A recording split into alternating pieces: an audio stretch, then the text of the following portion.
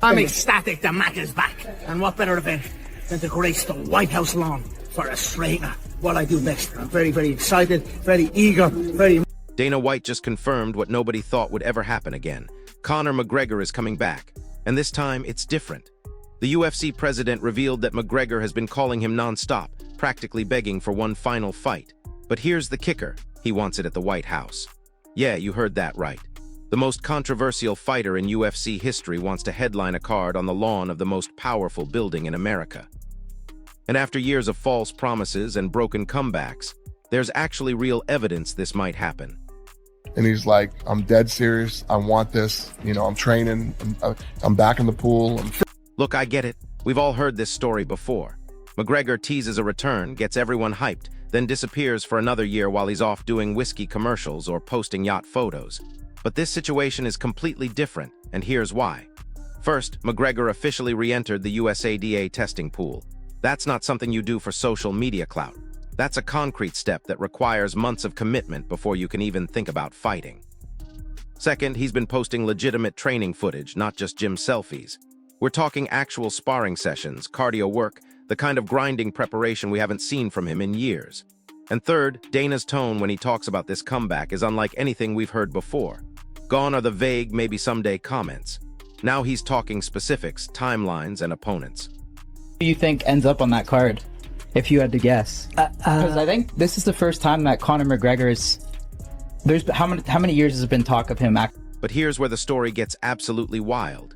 Remember when McGregor randomly decided to run for president of Ireland? Yeah, that actually happened. The man who once threw a dolly through a bus window thought he could transition from cage fighting to running a country. He had all the classic McGregor bravado, making bold promises and generating massive headlines. His platform was aggressive, his social media campaign was relentless, and for a brief moment it seemed like he might actually pull it off. But Ireland's electoral system had other plans. The regulations require endorsements from local councils and established political support, things that are nearly impossible for complete outsiders to secure. Despite all his star power and media attention, McGregor couldn't get the backing he needed. The system was designed to keep people like him out, and eventually he had to admit defeat. McGregor is officially withdrawn from the Irish presidential race. Dropping the news on social media, McGregor revealed it was a tough decision, but the right one for now. He confirmed the choice was made after deep conversations with his family, emphasizing this was an easy decision. While he's out of this race, he's not out of the game completely, hinting at a... And you know what? That political failure might be the best thing that ever happened to his fighting career. Think about it. McGregor withdrew from the presidential race after consulting with his family, realizing he was fighting an uphill battle against a system stacked against outsiders. But instead of sulking or finding another distraction, he immediately refocused on what made him famous in the first place. With no campaign rallies to attend, no political debates to prepare for, and no policy positions to defend, McGregor suddenly had something he hasn't had in years: complete focus.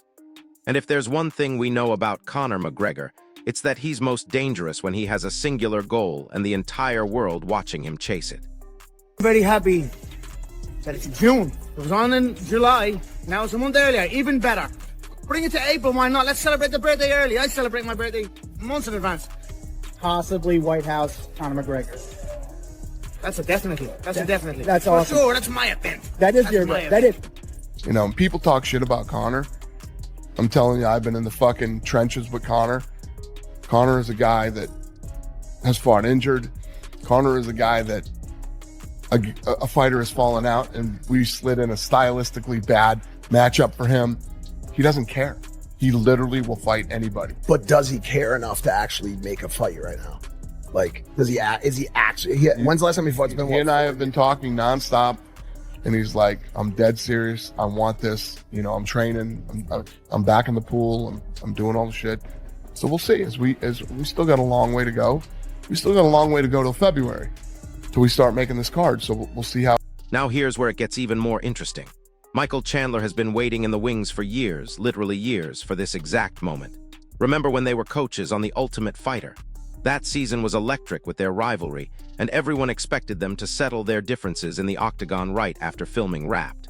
But then McGregor suffered that devastating leg break against Dustin Poirier, and everything fell apart. Chandler refused to sit around waiting, though. He kept fighting elite competition, staying in peak condition, knowing that someday this opportunity would present itself again. And now that day might finally be here.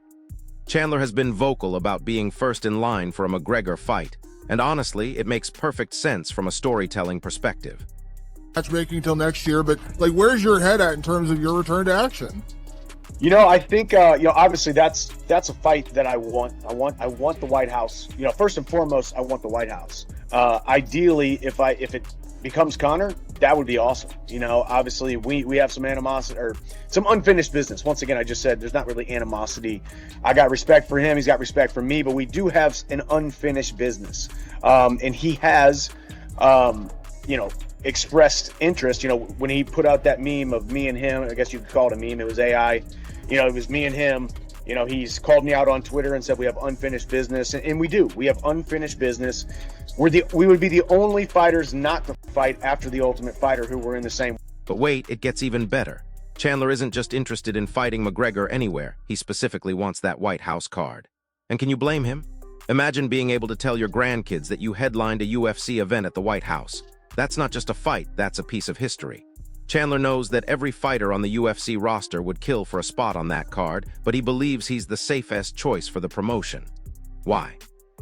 Because he's never pulled out of a fight, never missed weight, and always delivers absolute fireworks once that cage door closes. He's the definition of a reliable, high-action performer.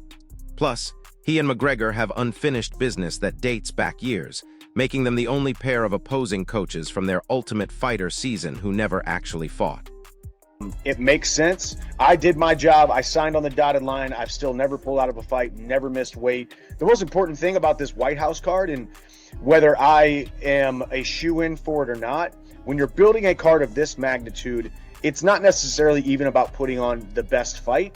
It's about putting on the best fights that are the most reliable. Which fighters and which matchups, which marquee contests are going to happen on the White House lawn that have an almost virtual certainty of actually happening. In this crazy sport, there are no guarantees, but I'm about as sure as a guarantee as you possibly could be. Like I said, never missed weight, never pulled out of a fight. And if I can walk to the octagon, if I can physically make it to the octagon, I'm showing up that cage, that octagon door is closing, and I'm putting on a show for the fans. I think we're closer now than we ever have been. I've always said, if you're a betting man, don't put money on him necessarily coming back, but now this changes things a lot. In my heart of hearts, I think I'm fighting Conor McGregor at the White House, and that sure does make a ton of sense for a multitude of reasons. Conor McGregor's rumored to come back 2025. Do you think we'll see the same Conor McGregor return to the UFC? No way. I don't think so, no. The same one? Never. Every time he's in front of a camera, he's 100 miles an hour. I don't know if we'll see him again, to be honest. Definitely not. I don't think he's going to come back. I don't even think we'll see him, really, because he's been pulled in every single direction. He's a fake fighter. He fakes all the time to come back. What he is? Conor was on his prime, one of the best guys in the world,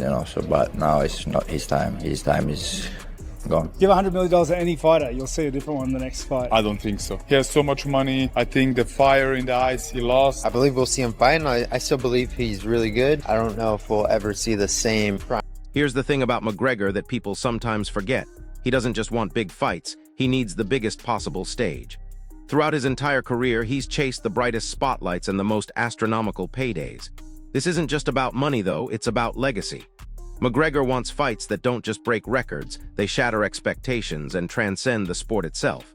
That's why this White House concept is so perfect for him. It's not enough to come back for just any fight. It has to be something that's never been done before, something that will dominate headlines around the world. And battling Chandler on the White House lawn would definitely accomplish that goal. Sometimes you're like, oh, we just selling the fight, but it seemed that it was a little more to it. Like Khabib sincerely and genuinely did not like Conor. He won't say his name still today. He still does not say his name. Because of what he said about his religion and about his dad. He still won't say his name. Last week he did an interview in New York. He says, this guy, he'll never say his name. He hates him. Dude, they're in the octagon and Conor goes, he whispers after the third round, after Khabib's, it's just business, Khabib, cool. But let's talk about the elephant in the room for a second. McGregor's rivalry with Khabib Nurmagomedov still burns as hot as ever, even years after their infamous brawl. Daniel Cormier recently reminded everyone just how deep that animosity runs. Khabib still refuses to say McGregor's name in public, dismissively calling him that guy whenever the topic comes up. According to Cormier, McGregor tried to frame their entire rivalry as just business, just part of selling the fight. But Khabib made it crystal clear that for him, it was deeply personal. McGregor had crossed cultural and family boundaries that Khabib found unforgivable, and defeating him brought Khabib a sense of spiritual satisfaction that few victories could match. Nowhere near on the level of Conor McGregor. Let's be real, stop it. Don't ever compare him to Conor. Honestly, you walking out to his song, did you not know that that was the song he always walks out to? To be honest, I never even seen this dude fight. I ain't even gonna lie. You know, I'm not worried about that guy at all. You know, it's crazy how, you know, things work, you know. I didn't even know who he was. When he seen me at the UFC, he came up and shook my hand saying, "What's up to me?" I didn't even know who he was, you know, but then I see him online talking about he'd knock me out and in the first round and this and that and this. Well, if you want to fight me, you had the opportunity to tell me like, "Hey man, I want to fight you. What's up?" Like, that's fake. You know, if I don't like somebody, if I want to fight them for whatever reason, I would have been like, "Hey, what's up, man? What you think about me and you fighting?" I'm not gonna go hide behind, you know, the keyboard and things like that, and then be like, "Oh, I knocked this dude out, this and that and this."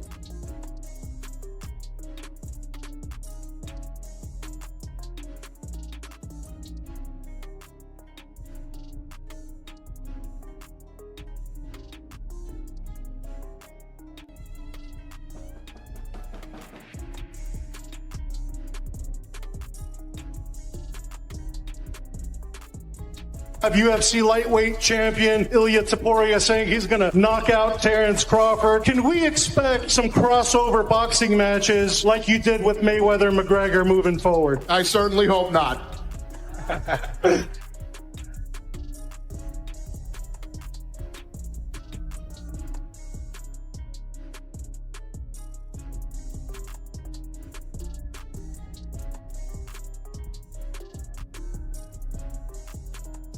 That McGregor is finally serious.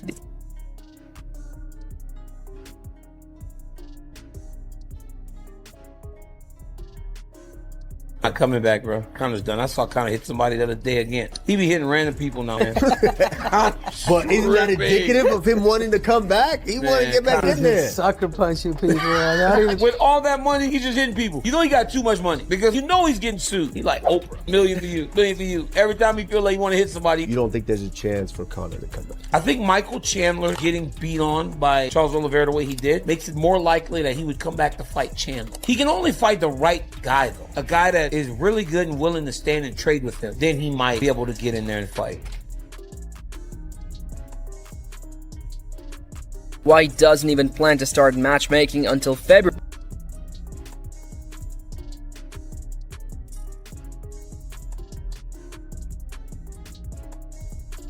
McGregor truly makes it back into the cage or not.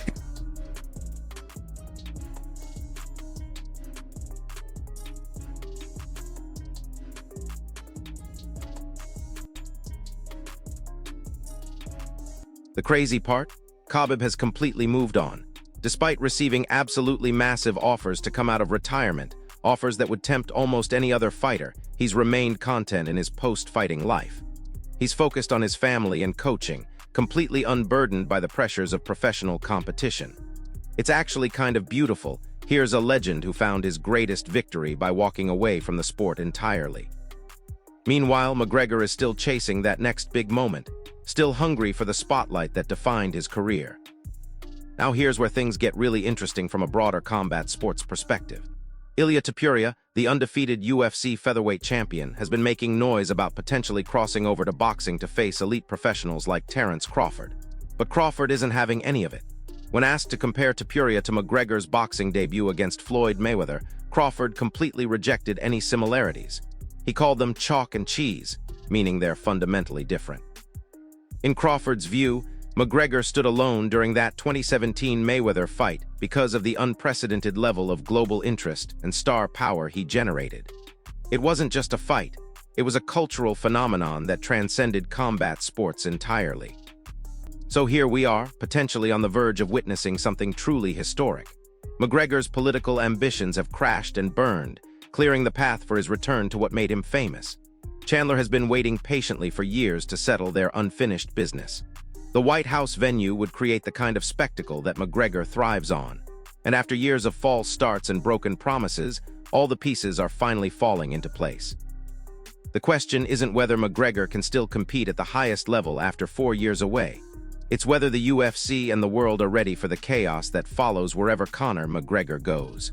Will this White House fight actually happen, or is this just another McGregor pipe dream? Drop your predictions in the comments below. If you want to stay updated on all the latest MMA drama and breaking news, smash that like button, subscribe to the channel, and hit the notification bell because this story is just getting started. I'll see you in the next one. But hold up, because there's another layer to this story that nobody's talking about, and it completely changes everything. While everyone's been focused on the White House venue and the Chandler matchup, there's been some serious behind-the-scenes maneuvering happening that could derail this entire comeback. Sources close to the UFC are saying that McGregor's team has been making some absolutely outrageous demands that go way beyond his usual negotiation tactics. We're not just talking about his standard requests for private jets and luxury accommodations. This time, McGregor apparently wants partial ownership stakes in future UFC events, unprecedented control over the broadcast production, and get this, he wants the right to hand-pick the entire undercard for his return fight.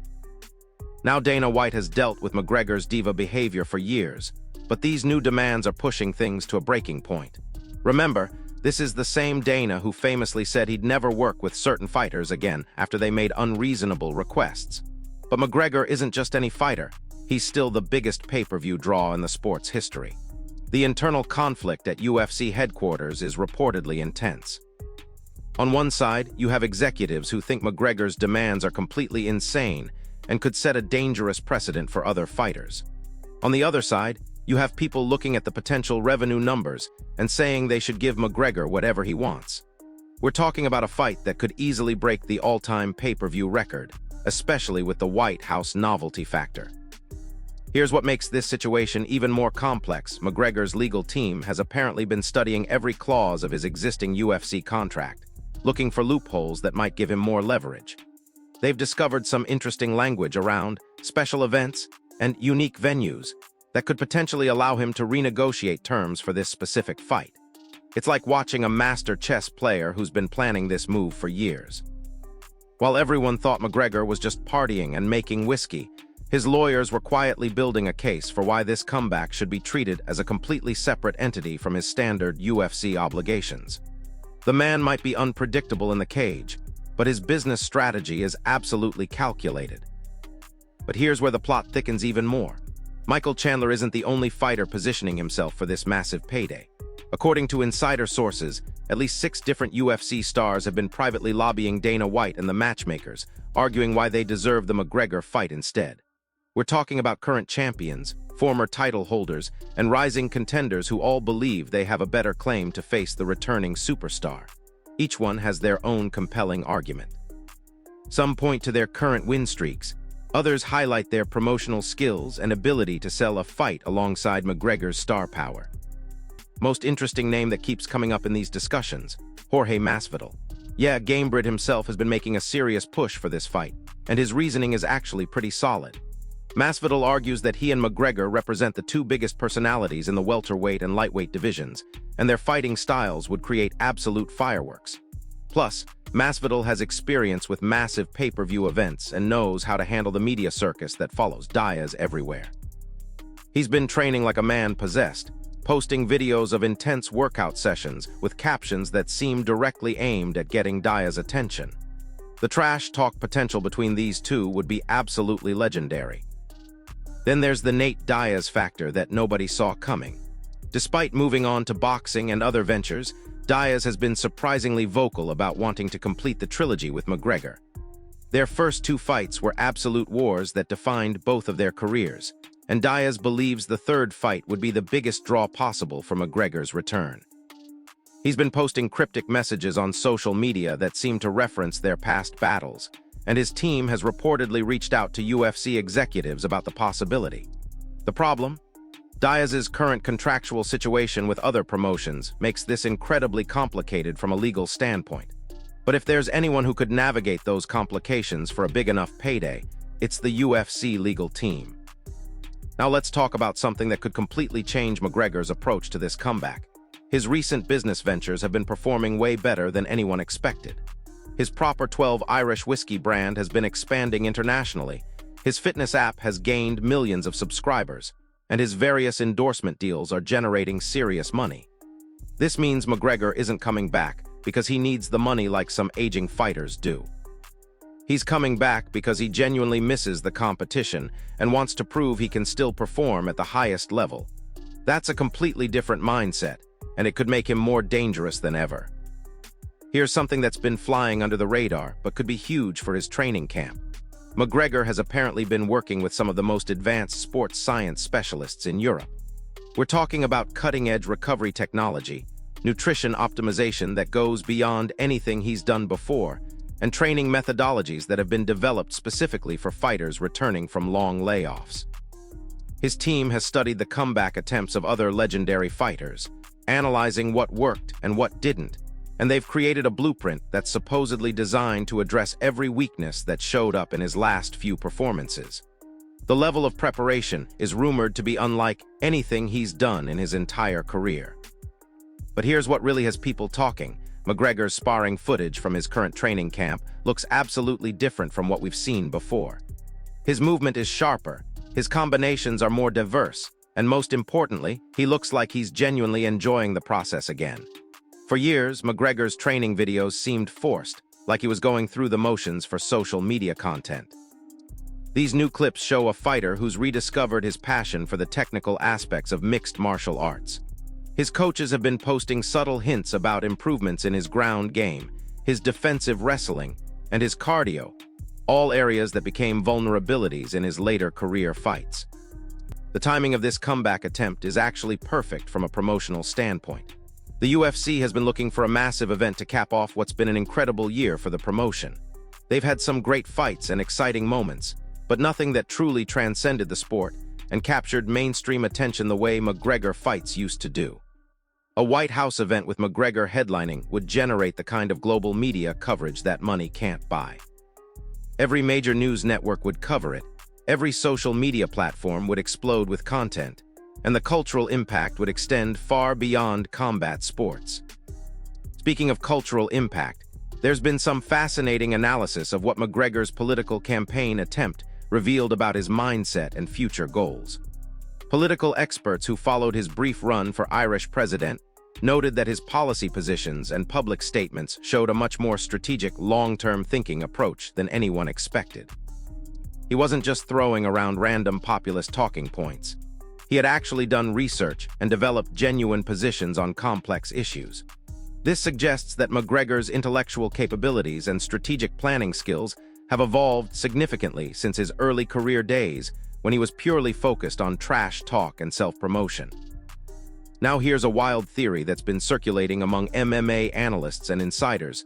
What if this entire political campaign was actually an elaborate setup for his fighting comeback? Think about it. McGregor generates massive international headlines with his presidential run, creates months of speculation and discussion, then withdraws at the perfect moment to announce his return to fighting. The narrative practically writes itself, the conquering hero abandoning politics to return to his true calling.